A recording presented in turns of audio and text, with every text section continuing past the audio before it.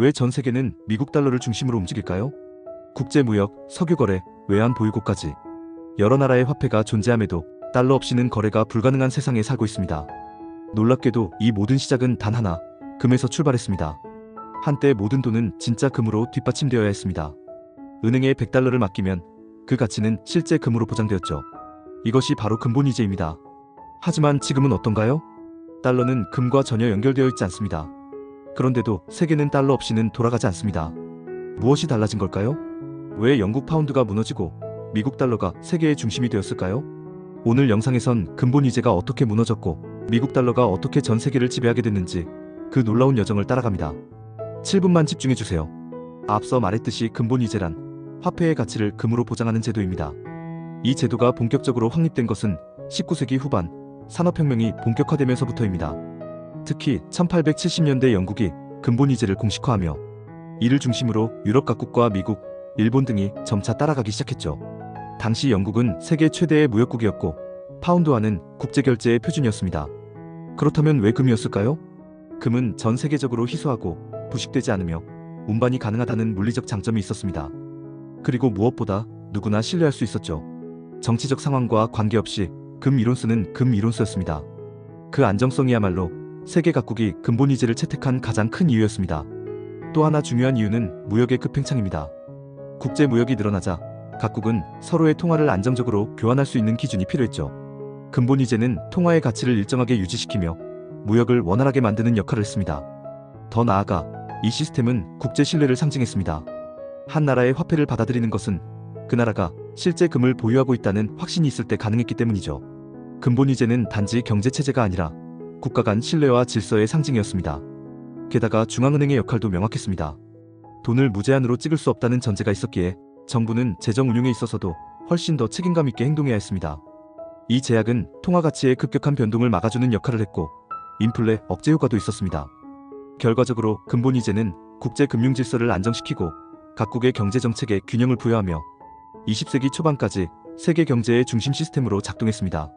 하지만 1914년 제1차 세계대전이 발생하면서 상황은 급변했습니다. 전쟁은 상상 이상의 돈을 필요로 했죠. 각국 정부는 전쟁 자금을 조달하기 위해 엄청난 규모의 국채를 발행했고 이 과정에서 금의 양만으로는 도저히 필요한 돈을 감당할 수 없게 됩니다. 결국 주요 국가들은 근본이제를 일시적으로 중단하고 중앙은행이 직접 돈을 찍어내기 시작했습니다. 전쟁이 끝난 후 일부 국가는 근본이제로 복귀를 시도했지만 이미 경제 구조는 전쟁 이전과는 전혀 다른 상황이었습니다. 무역은 불균형이 심했고 인플레이션은 심화되었으며 전쟁 부채는 국가 경제를 압박했습니다.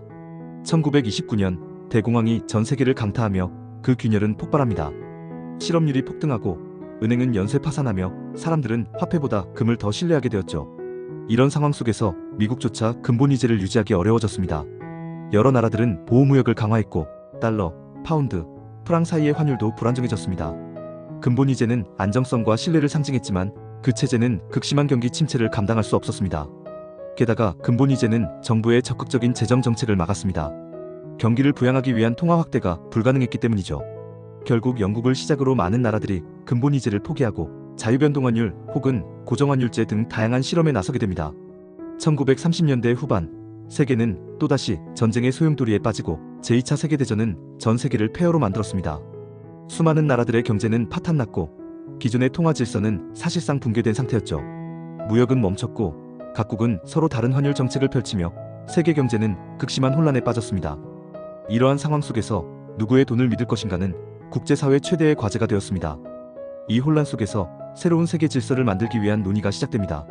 1944년 미국 뉴햄프셔주의 작은 마을 브레튼우즈에서 44개국 대표들이 한자리에 모였습니다. 목적은 단 하나, 전쟁 이후에 국제경제를 안정시킬 수 있는 시스템을 만드는 것이었죠. 회의의 주도권은 당연히 미국에게 있었습니다. 당시 미국은 세계 금 보유량의 60% 이상을 가지고 있었고 유럽의 대부분 국가는 전쟁으로 인해 산업 기반과 통화 신뢰를 상실한 상태였죠. 사실상 미국만이 믿을 수 있는 국가였고 달러는 그 신뢰를 상징하는 수단이었습니다. 여기서 미국은 한 가지 계획을 내놓습니다. 모든 국가의 통화를 달러에 고정시키고 달러는 다시 금과 연결한다는 구조입니다. 즉 각국 통화와 달러와 금, 이런 간접적인 근본이제가 만들어진 겁니다. 하지만 실제로 금으로 바꿀 수 있는 나라는 오직 미국뿐이었죠.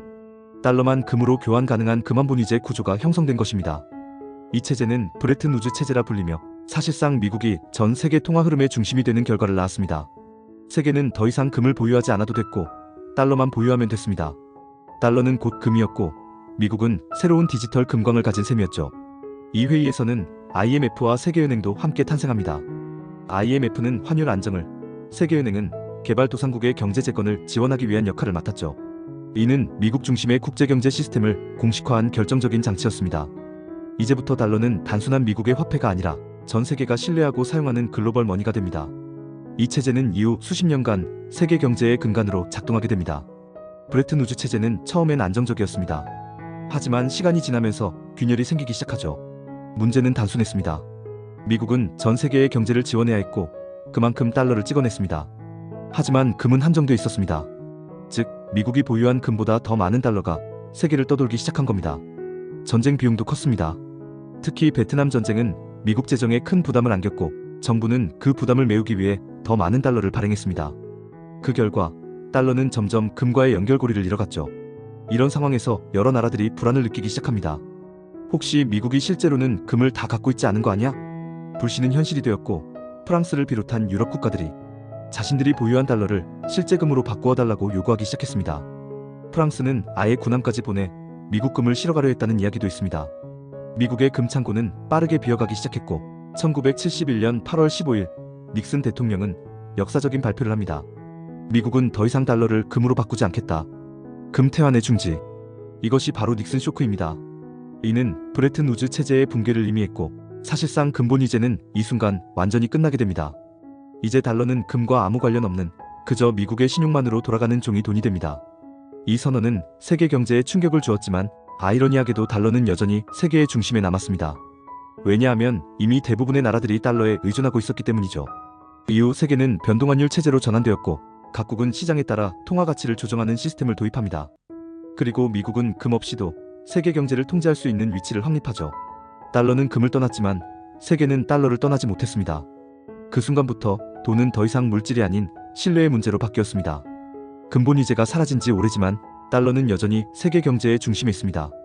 여전히 전 세계 무역과 석유 거래의 기준 통화는 달러고 각국 중앙은행도 대부분 달러를 외환 보유고로 갖고 있죠. 더는 금과 연결돼 있지 않지만 달러는 여전히 가장 믿을 수 있는 화폐로 자리 잡고 있습니다. 이제 돈의 가치를 결정하는 건 금이 아니라 신뢰입니다. 하지만 과연 이 질서는 언제까지 이어질까요? 달러의 시대는 계속될까요? 아니면 비트코인처럼 새로운 화폐가 그 자리를 넘볼까요? 이 영상이 유익하셨다면 구독과 좋아요로 함께 해주세요.